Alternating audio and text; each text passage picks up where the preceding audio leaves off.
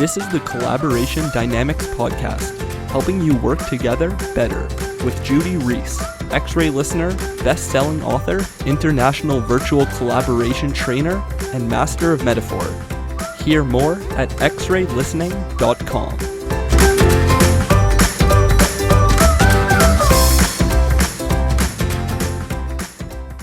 Hello and welcome to the Collaboration Dynamics podcast. I'm Judy Reese and with me today are my good friends Wendy and Maaike. I'm not going to try and pronounce their surnames because they're in Holland.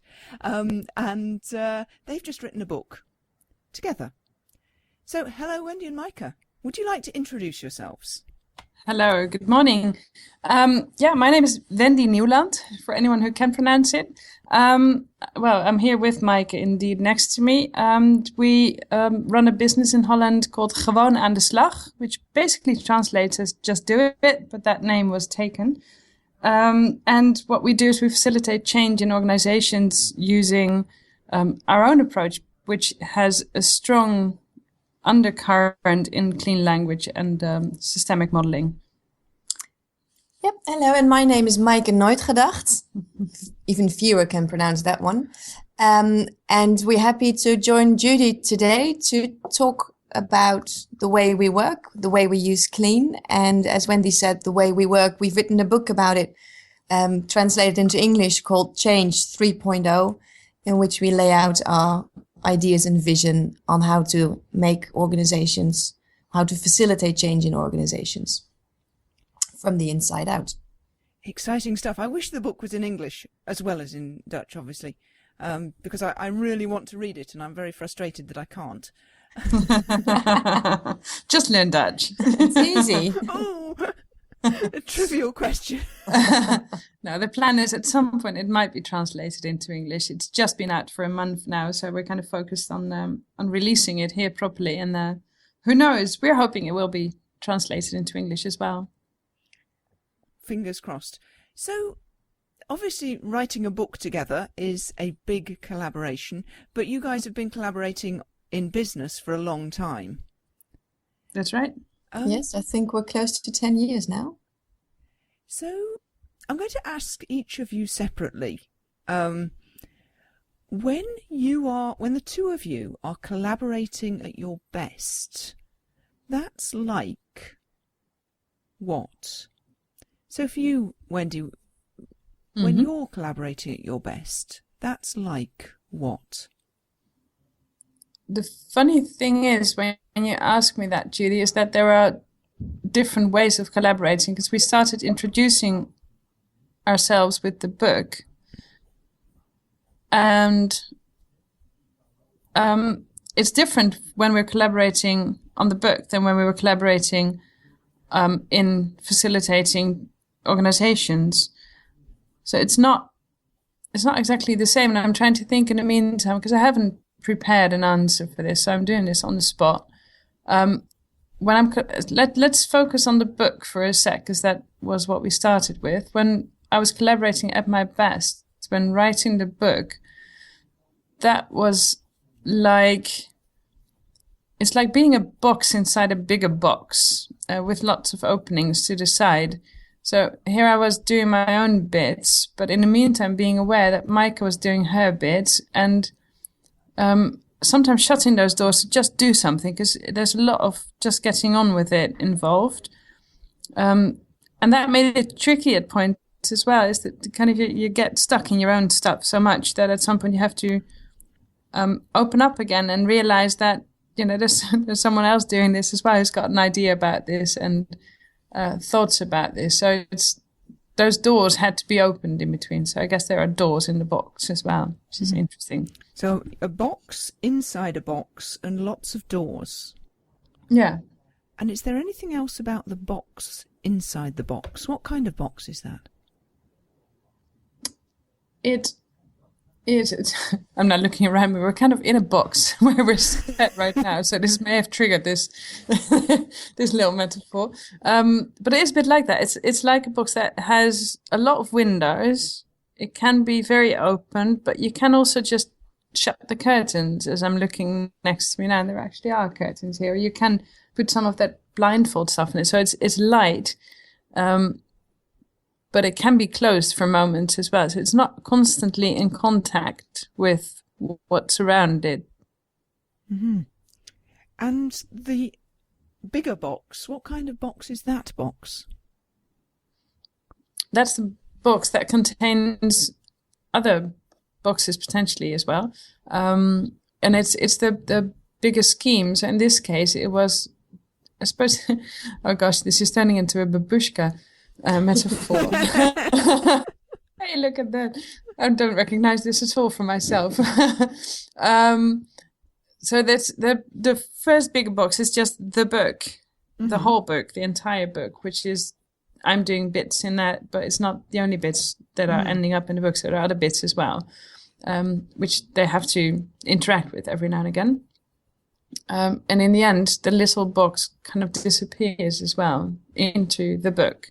And that's a box that stays there. But again, that's part of a bigger picture, because the book in itself, it's as proud as we are of it, it's nothing in itself. It has to be alive. It has to be read. It has to be made for other people, for them, not for us. And it has to be used. Well, you can keep on going, but let's stick to that little bit for now to not make it more confusing. So the bigger box, in this case, the first bigger box is the book, the whole book. Thank you. And what about for you, Maaike? When you were collaborating on the book, on the book, when you were collaborating on the book at your best, for you, that was like what? Well, I was pondering on this question, and a few thoughts came to mind. The first image that came up was an octopus. I'll explain later. But then I was thinking that writing this book was a process that took us about 3 years. And in the beginning, we had no idea of the end result and what it would be. And basically it was a journey of self-discovery for us, of joint self-discovery about, so what is it exactly that we think and see and feel and know, and how come some processes or some clients, how come it works there and not with others? So there's also a journey involved, I suppose. And it wasn't just the making of the book, but also the being on that journey together, to have that, there's a jointness in journeying together, because you can't, if I go too fast or too slow, we're not together anymore. So the octopus was the first thing that came to mind, which is an octopus that can connect to other octopuses, octopi, whatever the word is. And through that, we can exchange information. So when an octopus connects with another one, information can be exchanged. That was the first image. But then I thought the journey is not in there. And then the image came to mind. There was this TV show, I think on Discovery, where a husband and wife were doing a survival trip together. And they had to collaborate. They had to stay together. They had to have that jointness to get out alive, basically. It was all set up and stuff like that, but it was really nice to watch. So what does it take? So I think that would be my metaphor, to be like that, to be survival in a jungle on a journey. You don't know where you are. You don't know where you're going. Your resources are limited, and you have to rely on each other and on your own strength at the same time. So there's a lot of and going on in that journey, and you just don't know where you're going to get. You just know that you've got off into the jungle and there are some dangers ahead and nasty spiders and swamps that can get you stuck, and then you need to get one another out. So I think it would be like that. And is there a relationship between that journey through the jungles and the swamps and all of that and the octopus? I was thinking about that as well. It's not that the octopus is doing the journey, because that would be silly, of course. Of course. That would be silly. That would be silly. Boxes and boxes are completely normal, but octopus, no, that can't be. Well, what I'm missing in the because there is this, because writing this book was such an emergent process, there was something about information that we had to share. And that's where the octopus stands for. If I do my bit and Wendy does her bit, the emergent process is not going to happen the way it will if we really connect and collaborate together. Mm-hmm. So maybe we need to do the journey in the jungle, walking hand in hand. Mm-hmm. I don't know. But information needs to be communicated as the journey's going on. Yes, information absolutely. needs to be communicated. Yes. So that's the process of writing the book together. But what about when you're collaborating to facilitate an organisation? For you, Maaike, when you're collaborating in that kind of context together, that's like what? Maybe that's more the octopus. That I can be on my own, solitary, and I can be together. And there's a strong back and forthness about working together in an organization. There is from trust in the capabilities of Wendy, there is me stepping back to give her room to use her talents. And there's also trust in myself to step forwards when I see a space where my talents are greatly applicable. So I think the foundation is trust. And on that is like a switchboard. You know, I can put myself a bit forward or backwards, depending on what the situation asks. And the foundation is trust, I think. And is there anything else about the foundation when the foundation is trust like that? It's a very solid foundation. After 10 years, I have an unfailing trust in Wendy's capabilities. Mm-hmm. And also the limitations. There's trust there too. And it because of that trust, we can talk about the things that we see each other doing really well and the things that we see not going so brilliantly every now and then, say once every 5 years. But there is that trust, which is solid. It's like concrete. Mm-hmm. It's very solid. It's hardened out. It's not fluff. You can really stand on it. And when there is that trust and it's like concrete, not fluff, you can really stand on it. And that trust, that concrete is there when you're working in organisations and it's like a switchboard like that. Mm-hmm. When you were working on the book and you were on that journey together through the jungles and the swamps, what happened to the concrete? I think in the beginning, it wasn't there yet because this was such a new way of working and a discovery for ourselves as well. And I think later on in the process of writing, later on in those 3 years, it helped to strengthen that concrete. That wasn't from the start, but for me, that happened during that journey. And then it sort of infused more solidness in the concrete. The writing book. Thank you. And Wendy, for you, when you guys are collaborating in organisations, that kind of collaborating, that's like what? See, now I've had an opportunity to think about it while Maaike was talking. Of course, I recognise a lot in what she says, and I realise that for me, if we're collaborating, I'm mostly thinking about the moments where we're actually facilitating groups or thinking about how we're going to approach it. To me, it's a bit like dancing. It's like creating a dance with the client. And if the clients are doing a perfect dance together, we don't do very much.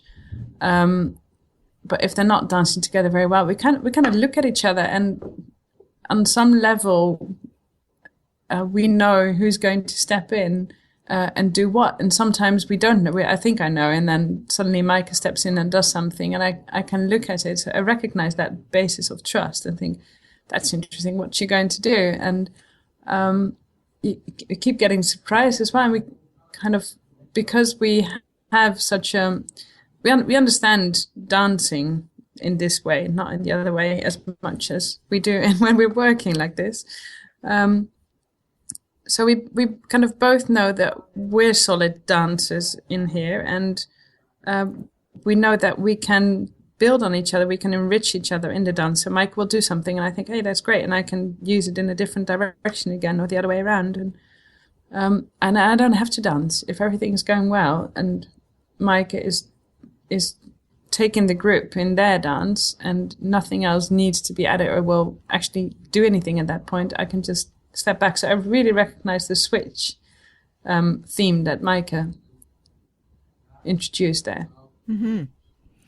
And is there a relationship between that dance and the box within a box with the doors? Yeah, I realized that it's the dancing that's been described, so put down into the box. But first we had to find out what that box was.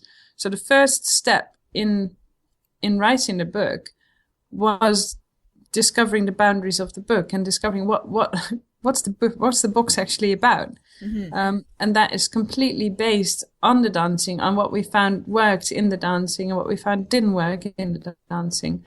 So the first thing we did is solidify what we've been dancing. Mm-hmm. Metaphorically speaking. Definitely metaphorically speaking. Although we do kind of jump up and down sometimes at times as well. But there is always movement. I think there's a thing there, actually. It's not that coincidental that this metaphor comes up, because we do, if we're collaborating at our best, which is what we're talking about now, there is always movement there. There is a flow that we try to it can be mental create. Movement or physical movement. Yeah, we both can't sit still very long, so it's there as well. So the relationship is definitely that. It's the dancing that we've kind of set down to put together. We don't really, I suppose that's why we struggle a bit in the beginning as well, because we don't really like sitting still and making anything static. Mm-hmm. And there's nothing much more static in our lives anyway than a book. Yeah, it's there. So that process of solidifying was unfamiliar. And uncomfortable. Yeah. I suppose that's partly why it took us 3 years as well, why we had trouble getting started. Because as soon as you start writing, it moves. You know, it's not the same anymore as when the book came out already. Mm-hmm. And I think that's partly what made it such a different. Because for me, it's a very, very different metaphor. A box, which is very firm and fixed, even though it's got doors and openings, it's still a box. You know, it's pretty solid. And dancing, which is constantly moving and changing, and then in a way I did enjoy both as well, because I'm now thinking, how come I ever got to sit down and do it? But in a way, it's kind of cool as well to write down the results of that process. Mm-hmm. Now, I'm itching with lots of questions, but does this make any sense? Yeah. Part of me wants to. Well, I think the most sensible question to ask next is, what questions does each of you have for the other about those metaphors? One of the questions that popped into my head when Maaike was describing her octopus was about, because there's the octopus and it's got tentacles, presumably. Yes. So what are the tentacles? Is there anything else about those tentacles? Well, those tentacles are sensors. They are loaded with little sensors, not ink squirting thingies, but they can sense things, information, feelings, moods, necessary conditions, stuff like that. So when an octopus connects with another octopus, they can co-sense each other's needs, focuses, emotions, whatever's, and have the intrinsic will to find the similarities in that, so that from there you can move in the same direction. Does that make sense? No, sense is a big word, isn't it? Sometimes. So when I hear this, and there's sensors on those tentacles, and they sense a lot of things, so they connect with other octopuses that are nearby as well. How many? Oh, I'm an octopus as well. Yes. Okay. And when I'm an octopus as well, and there are sensors, they're sensing lots of things. Yeah. Is there anything else about those sensors? Yeah, they get more sensitive.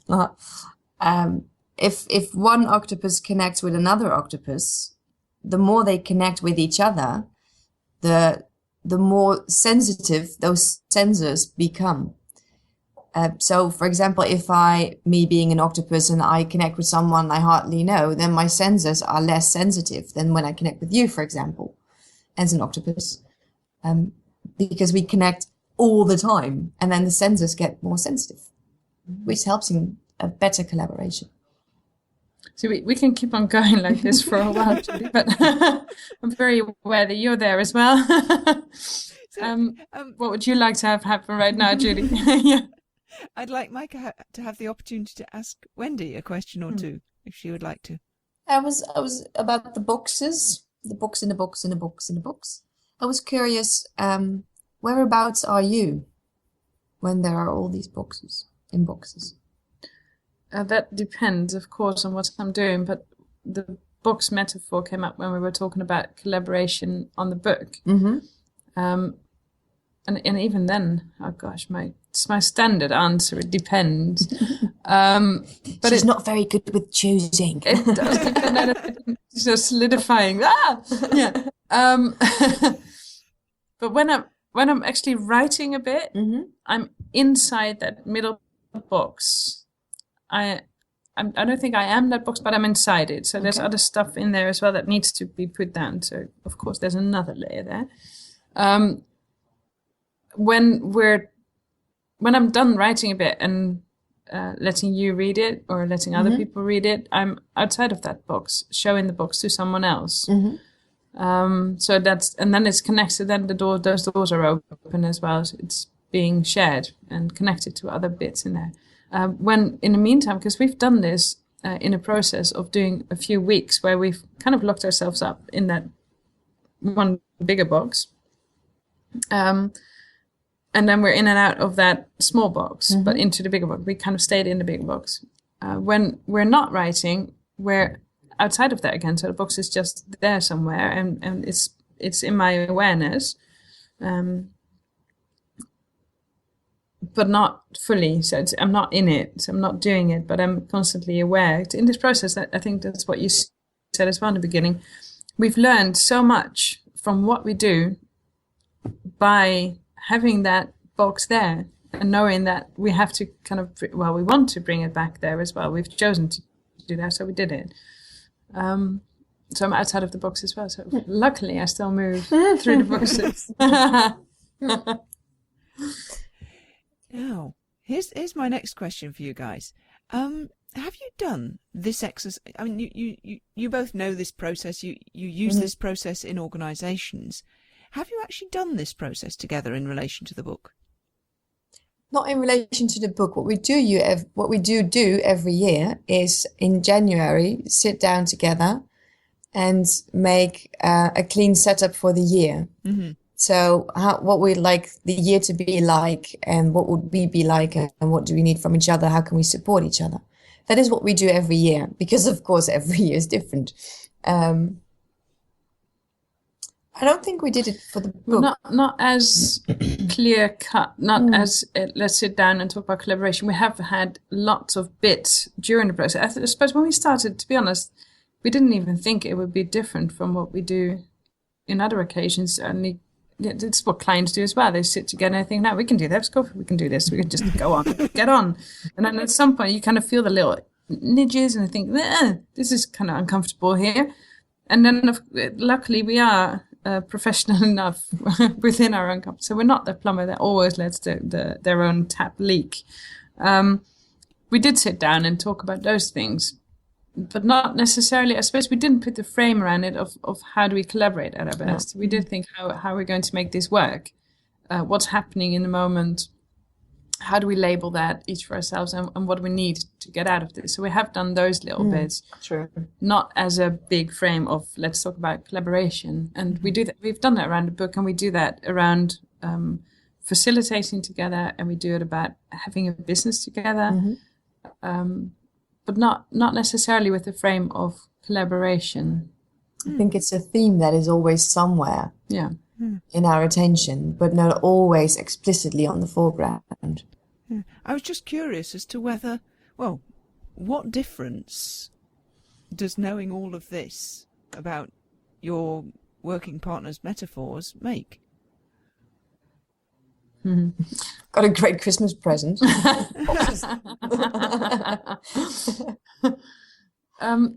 I think what I'm hearing mostly is when I hear Maaike talk about it, I hear different words for what I recognize.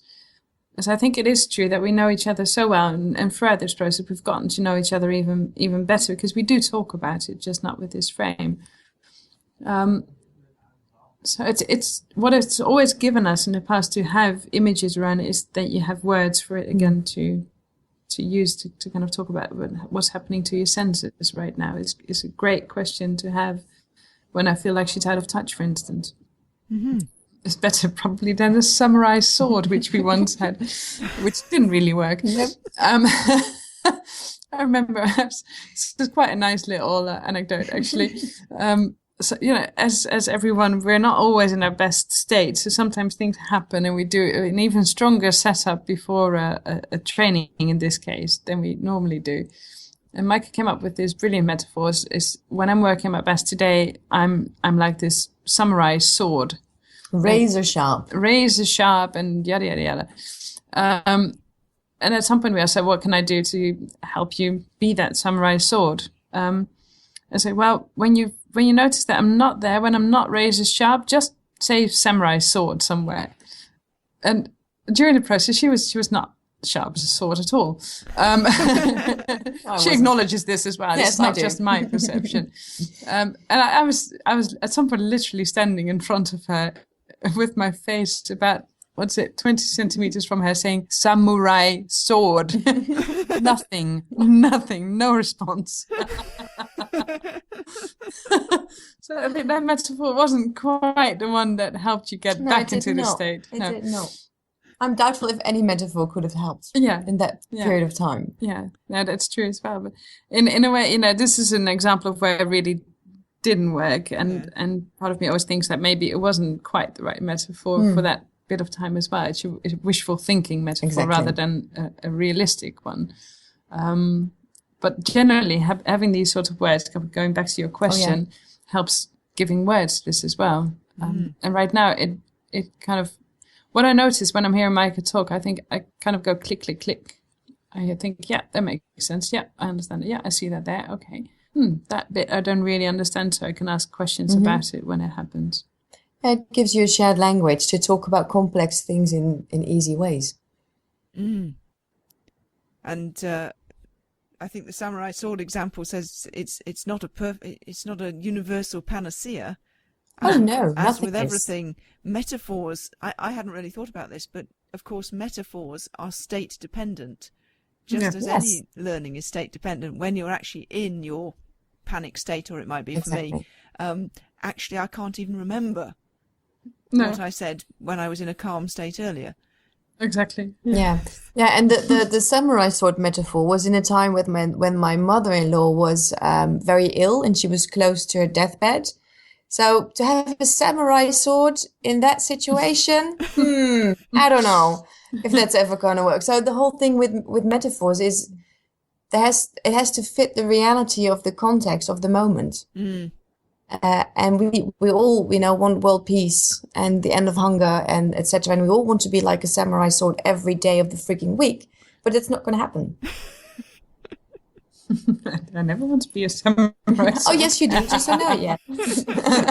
No, but I realized, because this is all about collaboration, and as we're talking, I'm noticing what is happening as one of us is talking as well. I know, because we are focused on collaboration, and we do know each other very well. And I think one of the things that in all of that dancing, the moving, we really like to focus on how can we do things even better, continuously.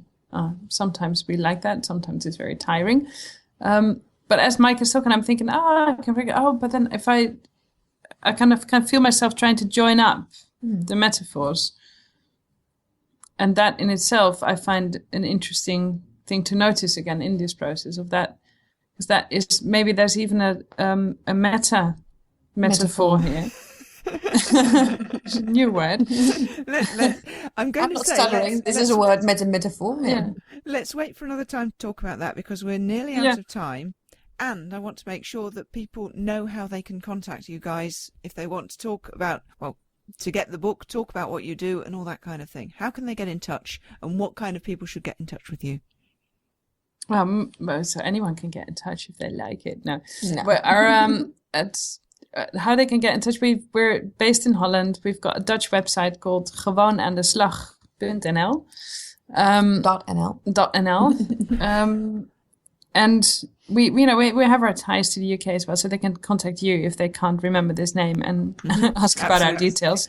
We're very welcome to share those details and talk about how we work and what we do and what this model of change 3.0 consists of.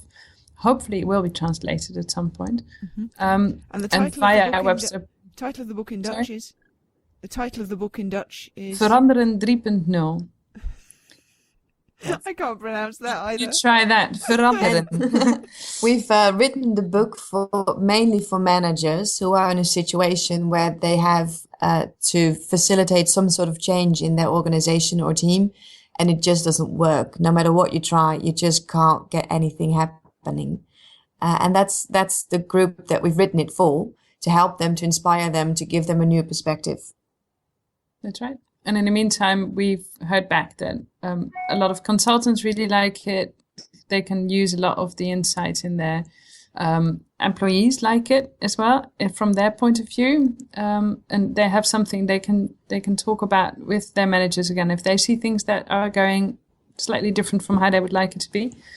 But basically the people who would like to contact us about this are people who are actually in a position where they can make something happen, when they can make a step, where they can take a step to have some sort of impact informally or formally on the organization.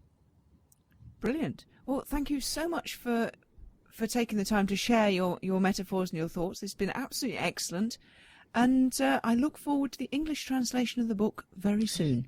So do we. So we thank you for your questions and making us think about these metaphors that we didn't know yet.